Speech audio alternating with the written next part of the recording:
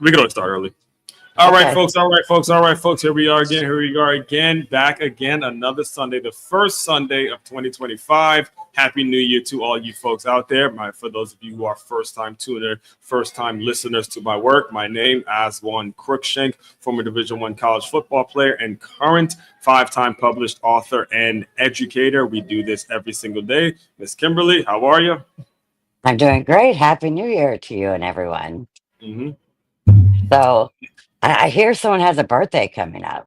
Yes, I do have a birthday coming up in, let's see, today's the 5th and now Yeah, 72 hours, the that's 8th. 72 hours. I plan on, I'll just kind of give you the rundown. I'm going to dive deeper into this tomorrow, but here's the trip that I have planned for myself.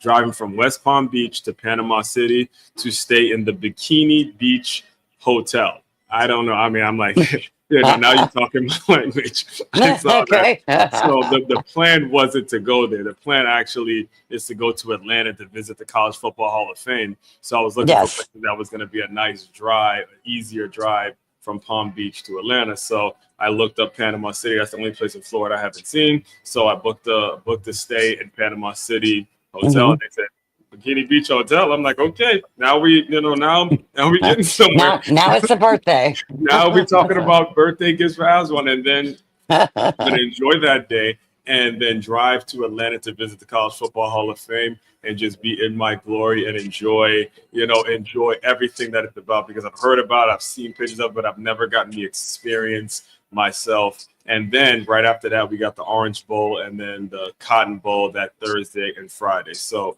I'm not going please, to be able to bring you down from cloud nine after all that. oh my God. Woo! Now you got me because I literally just planned this about maybe 12 or 10 hours ago. I was I going to was say like 12 minutes ago. Yeah, like this was something that I was thinking because the past 3 years I've gone on cruises. And as much as Mhm. I love going on cruises, I didn't feel like getting on a boat this year. I didn't feel like flying anywhere. I just got a brand new car. I'm like, I wanna kind of have to stay on land. And I figured, given Yeah. everything that's going on this year, that would be the perfect trip for me to go to the Hall of Fame, get reignited. There's so much of my content comes from the college football game, and you haven't been to the Hall of Fame yet, and it's only right there. Come on, man. You have to do that.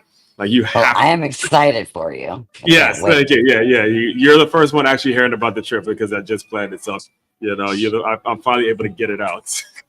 um, Good. all that being said, folks, you are not here to hear about all my great birthday plans. I know we are here to talk about Stay Hired Sunday, as we do every single Sunday, to the point where I've lost count of how many Sundays we've actually done this. So Yeah. Mhm. today, I got to tell you, there's so much that goes on that if you pay attention, if you really actually pay attention and you open your mouth, I've said this on countless occasions, a closed mouth does not get fed. All right. I'm going to break down the scenario that happened to me just this past Thursday, and I have a thumbnail for you guys to see. It's called Store Leveling Up, Mocktails, Texas Roadhouse. Make sure that image kind of plants in your brain for a little bit, because as I tell the story, I wanted to stick to I wanted to kind of stick to your memory right there in your frontal lobe. Got a good picture of it? It says mocktails, big flavors, no alcohol, store leveling up. All right. So this Thursday, I was in Tampa, so I drove back from Tampa to Palm Beach, and it was the Thursday that it was Notre Dame taking on Georgia. Notre Dame taking on Georgia in the Sugar Bowl in New Orleans. So it got rescheduled because of the things that happened in New Orleans, and they moved it to Thursday at 4 p.m. So Texas Roadhouse has this special that before 6 p.m. you get a nice steak for like $12 or whatever. And I never usually am available at that time, but because it's a New Year's and we didn't have to be at the school for as long as I usually have to, I said, hey, what the hell? It's right there. Love their bread, great bread, Texas Roadhouse, all that stuff. So I get there and I'm about to order my meal, and I see the bartender, like the manager who's a bartender. She's mixing up a brand new drink that's called, like you just said, mocktails, right? So I'm here, the manager's there right here mixing up the drink, and I'm watching the game. It's Notre Dame, Georgia, legendary programs. Get a manager, me, steak, good bread. Again, it's just a Thursday for me. This stuff I love. This is my life, folks. Mhm. And I hear the manager like, yo, listen, and she's talking to all the bartenders, all the waitresses, everyone that works at Texas Roadhouse. And she goes, look, the person that sells the most mocktails, I will buy you dinner. I promise you I'll buy you dinner. If you sell the most mocktails, I'll buy you dinner. I'll buy you dinner. I'll buy you dinner. So I'm watching the game. Yeah. I'm like, excuse me, miss. So I have a podcast, right, where I talk about, talk about stuff that you just did. Speak to business owners every day. It comes out every day. All this stuff. I was basically telling her about my podcast. It's like, can you, a lot like I do with you, Kim, like, can you walk me through why you were pushing these mocktails so hard? And then, man, oh man, I'm telling you, I got a new subscriber. Like, she came back and made sure she found the podcast, subscribed to it, the whole thing. And here's what she broke down to me. She goes, look, so because it's a brand new drink that a lot of people like myself are moving away from alcohol. You guys know I don't do any hard liquor anymore. If I do drink, it'll be a beer here and there. But she goes, you want everyone to feel included. You want everyone to be a part of it. So we started pushing this thing called mocktails that don't have any alcohol in them. And then I asked her about the kind of the incentive that she was giving her employees. She goes, look, I'm just competitive. I don't have, like, there's no corporate person coming to me telling me that I have to do this. This is something I want to do because I believe in the company and I believe in what it's all about. And I'm bringing all this up to you because as you go about doing your work every day, what you do at the store level can provide so much of a difference that a lot of people don't see. If you want a staff that's coming in, that's actually being pushed to a certain degree, making them uncomfortable, these are the perfect examples that you have to set. So that is the setup. And the question, I guess you can respond however you want to respond, Kimberly, but the question I have for you is, as a HR professional, how are you instilling this concept to the people that you work with and the people that you are looking to serve? I think she did a great job. The same that I do. And she I is listening, lead so by I know she's example. listening now. I know she's Yeah. listening because she made sure to subscribe to. I Oh, told her where to find she us. did a good job. Good All job. right. Because you lead by example. Mhm. And so leveling up, when you said level up, I was like, my brain went, ooh. Mhm. Because it's so, you don't think about every action that you do has a reaction. Right. And so it can either be positive or negative. And she, Mhm. made it competitive. She made it fun. She put a little ante of a great dinner. And, people are competitive. They want to win. Mhm. They want to be the best. And what a great way to do that. So my thoughts are that you should do that with yourself, lead by example, and it doesn't always have to have a prize at the end, right? Mhm. It could just be, hey, great job.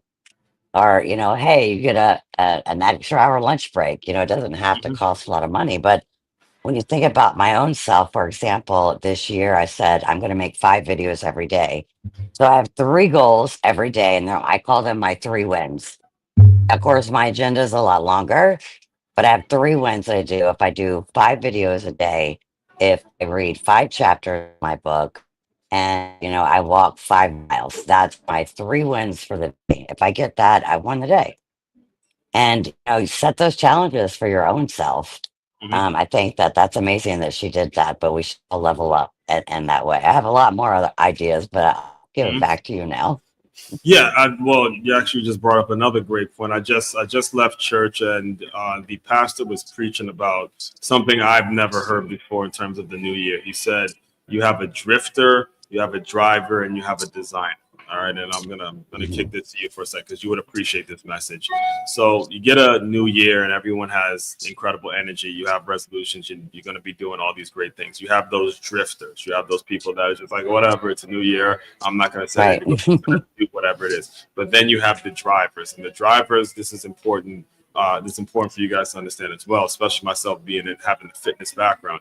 The driver is someone that signs up to a gym right now and goes 3, 4 times a day for about 2 weeks, and then you don't see that person for the rest of the year because they've driven Yeah. themselves so hard that they're not going to be able to keep up with that mentality. But then you Hmm. have the designer, a person that is sitting back and designing how much they're going to spend, like you just mentioned, how many chapters you're going to read. You have a specific number, you have a specific outcome, you have a specific goal Hmm. that you're designing for 2025. And Hmm. the sort of I'd love for you to kind of explain how when you get in, obviously you guys want to be designers when it comes to the whole that whole framework that he put out there.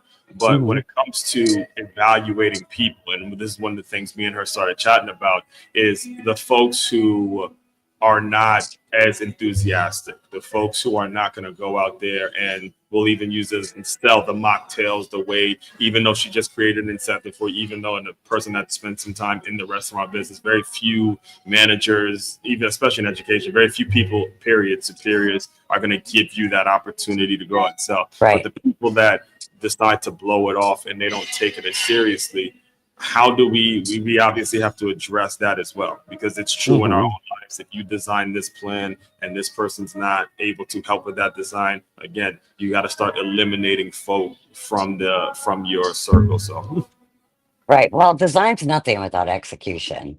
hmm So you have to plan, and design for me is planning. Where do I want to be next year at this time? hmm And so then what do I have to do to get there? So it's like think about project management for your life. So you have to make a plan, not that you can't pivot, but you have to make a plan and then you have to execute on it. And something's not working, and pivot, do something different. So I don't have New Year's resolutions. I have goals. And that's the key thing. Everyone is not going to be like that. Some people are coasters. So you can't change them. We talk about it all the time, that 2%.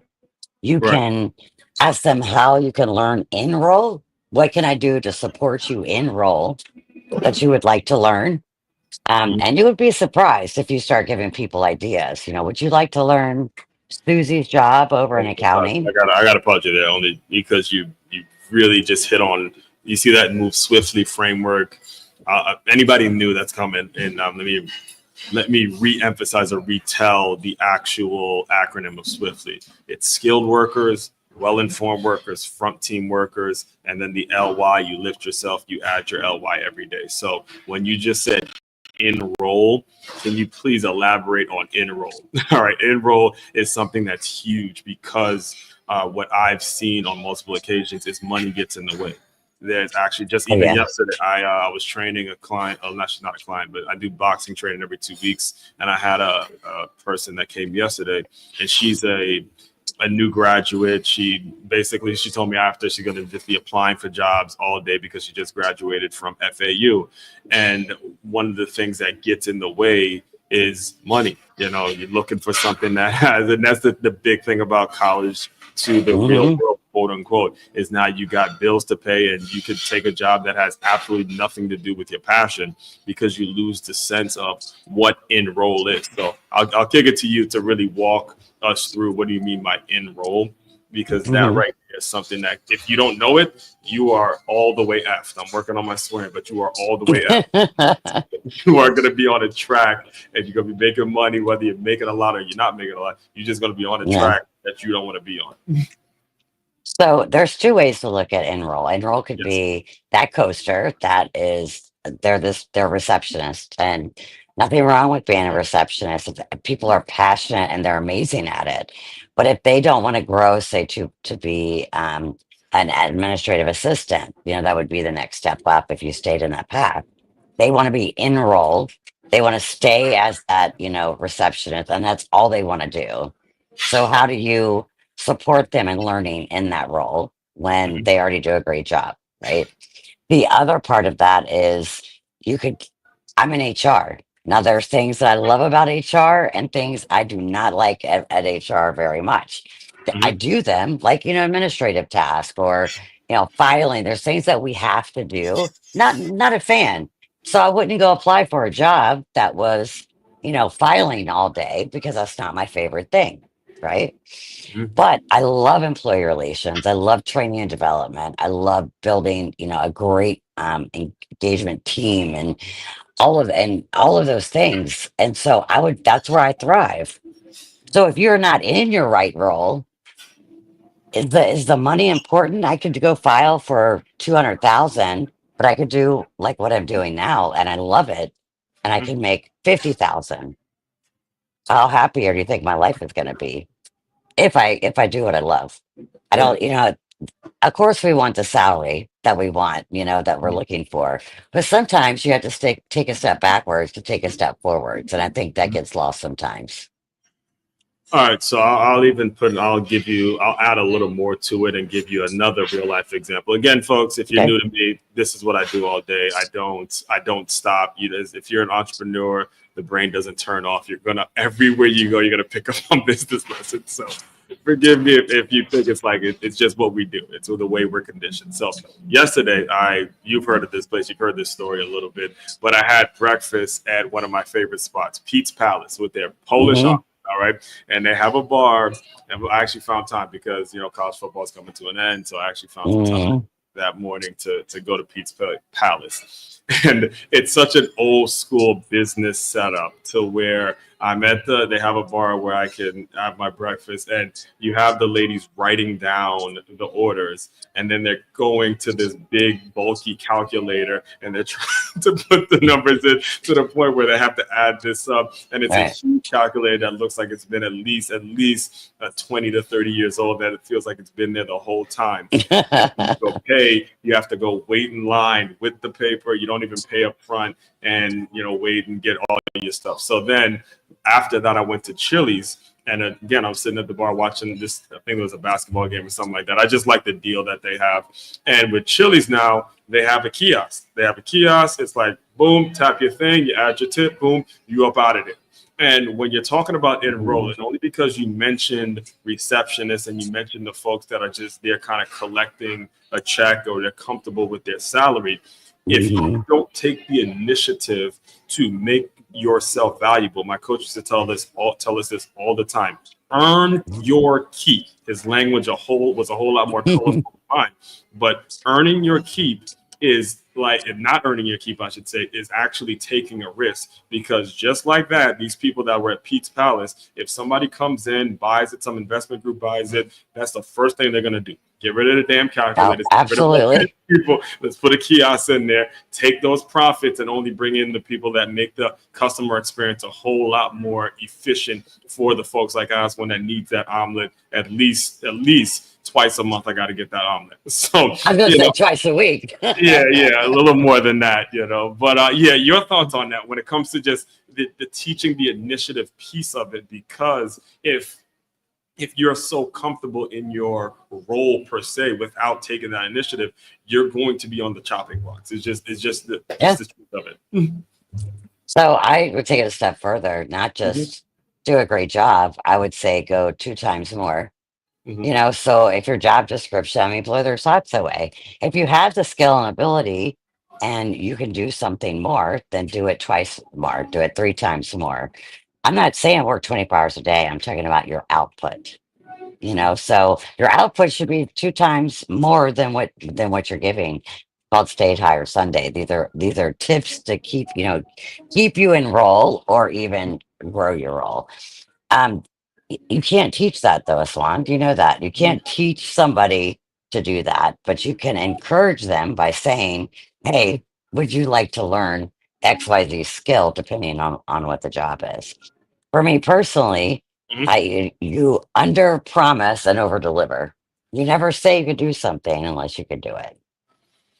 Okay, so to the folks that are listening and that are going to be faced with a lot of decisions. We'll say it like that. So the reason I'm bringing all this up, and I brought the two experiences, actually the three experiences rather, that I had at restaurants up, is because as we approach 2026, what I'm realizing is AI is for real. It's not going anywhere. Technology is for real. It's not going Yes. anywhere. And you are going to be faced with a ton of decisions. And listen, this, Hmm. this place, Pete's Palace, they're a pillar in the community. You can see, you go in there, it's they have all the news clippings from the local high schools. You can see they try to support. If let's say there's a business owner that buys it, or they're in trouble because the profits aren't where they need to be, and they want to teach these things, what are the steps that you're explaining to them in terms of how to communicate that to the businesses that are kind of out of touch, so to speak? Hmm. How do you walk people through that? And I see we only have 10 minutes here, but I think that'll be the Hmm. best way to close out explain to a business owner, whether it's a corporate person that has the money, an investor, anybody that's going to be responsible for, getting the profits back to a business, how are they able to communicate with folks that have been kind of stuck in this role for so long? And you say kiosk to them, like, I could only imagine what would happen to these. I mean, they're great ladies at this place. I've known them since I've been Right. in Palm Beach. There's one that I would walk in and she knows exactly the omelet. You want that Polish omelet, don't you? I'm like, you know me too well, girl. So, when it comes, they don't want to be let go, though. You don't want to have to fire them, even though Right. the kiosk is just real and it might save them some money. Walk us through how you explain to that business owner how you teach it, because you mentioned you can't teach it, but what steps do you give them to sort of help instead of like maybe firing them or letting them go? How do you coach them through that? Bring proof. So take That's a big one. your restaurant for example, Yeah, we'll and use it. and Yeah, and we'll use use Peace another. Place. Peace Place Right. owners, by the way, if you're listening, make sure this is free advice we're giving you folks. So we'll take it And later. so I would definitely just compare, say, okay, so your competitor, whether it's Waffle And oh House yeah, or that's another thing. whatever it That's is, crazy. So there's an IHOP in that same shopping center. There's a they there's a that Publix, there's a grocery store, Publix, Pete's Place, and an IHOP that's 24 hours. That's 24. So again, I've gone to both. You don't yeah, get the same quality omelet. I remember having this of course, conversation with them. You don't have the same quality omelet, but right. they're 24 hours. They're IHOP. They're showing up on damn GPSs when people are driving through Yes. and they want breakfast. So And anyway, that's go and ahead. that's exactly what I would show them. That would All be right. number one because they don't just have IHOP. Publix sells great pre-made food too. So you have double competition there. And if I go a mile down the road, there's probably something else. So, you Mhm, know, you can't change everything at once. But mhm, what would make the most sense, and that would be update your system to have a POS system. You have to have a point of sale system. mhm, And then show them this is how it would save you money. If someone can just tap their phone and pay, look how much time it's saving. I would say, okay, let's time your waitress who's keying everything. Right? Takes her like 5 minutes to get that, right? So saving time, saving money is gonna always win because you want to save time and save money. And I would start with that. That would be the biggest thing. And then, then you could go into the mobile apps and then finding you on Google and, do you like to make money? This is how we're going to make money. Let's mhm, advertise on Google. Let's advertise on social media. That's you got to go where the people are. mhm, Those things are the ones that, are glaring. And for those that don't have that, I mean, this is an extreme example, right, of mhm. an older business. It's the same thing. You have to see what the competitor is doing because the workplace changes all the time. And to your point, AI is come. It is already here. It's already being used, and it's going to be used more and more. You have to be ready for that. And what are you going to do? So, rather be prepared than not be prepared. So, and I'll close you guys out with this example because there's a lot she said there, and it's crazy to me every time we do these because so much of my own life and every people that have been on the show and stories I've heard keep coming out these same principles over and over. So, we had a business owner on the show about 4 years ago now. Shout out to Stephanie. She was the business owner of a gym named Nine Round. You guys know I was a boxing trainer at that particular Nine Round. I'm not that one that she worked at, but she was the owner of a different one, and she was on the show. And I met her at the convention, and this was after we stopped recording. She told me, she goes, when I bought the place, it was her and her father who bought the place. We told nobody. We told absolutely nobody. We were just members going, and we would sit back and be members and figure out which trainer was going to be around when we actually broke the news to them and just see who goes on, what goes on.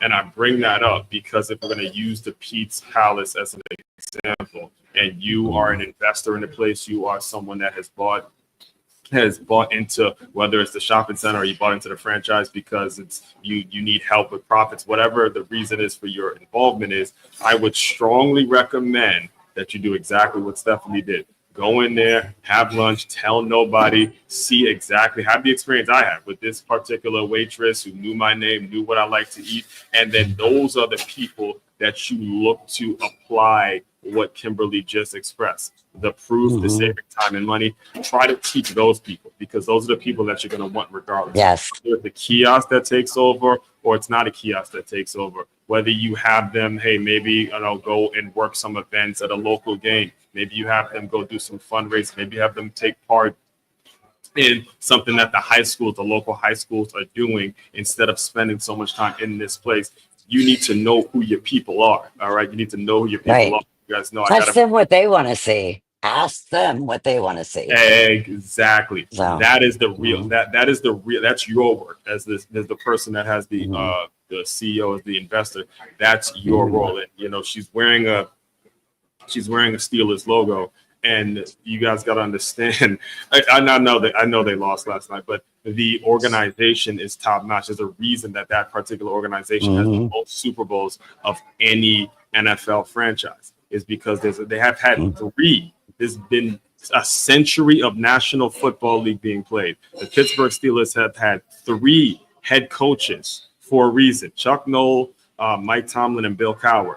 Three, mhm. folks. All three of them have Super Bowls because there's an actual structure. I've actually had the pleasure of going to a Pittsburgh Steelers training camp. And this was back Ah, before but that was Troy great. Malu and Ben Roethlisberger and them boys. Oh, They've been to, yeah, it was like a mhm, different, this is structure. This is how we do things mhm. as Pittsburgh Yep. Steelers. There's a reason he has not had a losing season since he's been the head coach. It's because year in and year out, there's a certain standard, and they know how to take old school, and mix it with the young school, and they do it in Yes. such a magnificent, absolutely magnificent way. Myself, as Yes. a Redskins fan, that's seen so many damn coaches, I've lost count. I've always been very envious of the way this organization is run year in and year out. So, as I we, want to be clear yeah, that I'm go ahead. also a Redskins fan. Yeah, yeah, Okay, good, what good. I mean, yeah. I'm wearing the Steelers for my grandsons Yeah. because my grandsons are Steelers fans, and I, like a swan, was very disappointed in losing every season. And they Yes. said that I had to be a Steelers fan, so I'm just representing my grandchildren. Yes, That's all. yeah, I'm glad you're on the record saying that because I was actually gonna give you the opportunity to I, say that, but you said it before I even passed the mic to you. So yeah, she roots for the correct team, but we are in the business of keeping you guys hired. And again, you get one organization that's ran through so many head coaches, and you get one that has had 3 and 6 Super Bowls. You guys do the math, That's a man. no-brainer. You guys do the math in terms of which organization you want to model. I actually remember reading Art Rooney, the owner of the Steelers is Art Rooney, and he wrote a book that's Mm, titled, what was it called? Rooney something. I forgot the title of it, but if you read through it, there's so much that goes into to owning these organizations because it's been in the yes. family for so long. So there was a Hmm. story he told about somebody who was on the elevator who had just introduced themselves to him. And he had said that left an impression on him just because they looked him in the eye, shook his hand, and said, good luck with it. Hmm. And all of these soft skills start coming out because, guys, you just never know who you're talking to. That You story with don't. Symphony was shocking to me because it's like I could only imagine the way, because the trainers I was dealing with at Nine Rum, they're so, a lot of them were so full of that word that I'm not going to say. But I could only imagine if somebody bought the gym, is a trainer, is a member, and the way that we would talk and not knowing the difference is like, damn, dog. You got to be on your P's and Q's every day. So, all All the right, before I, time. before I get on my soapbox, I'll give you a last word. I'll let you kind of close it out, and we'll go from there. We finished our first ever 2025 version of Stay Hired Sunday. Woo! We did it. I would say we did it. So I would say it is a great start because leveling up, you should start now. Don't be afraid to pivot. Don't be afraid to take chances because you never know when you're going to win. And always, always seek to improve. Always. And if you need help with that, you can contact me at ardentHRsolutions.com. Swan, it's been a pleasure as always. Likewise, likewise. And anyone tuning in, let me pull it up real quick. Patreon.com. Don't forget, we have something for everybody, regardless of where you are at financially. You want to be a member of this group, especially starting next week when I have some college football Hall of Fame experience and I start getting with these folks. You're not going to want to miss the kind of things that are going to go down in this group. Trust me. And I'll just leave it at that. So, all that being said, you guys continue to move swiftly. Enjoy your Sunday. Enjoy the first Sunday of 2025. And we will talk more soon. See you soon.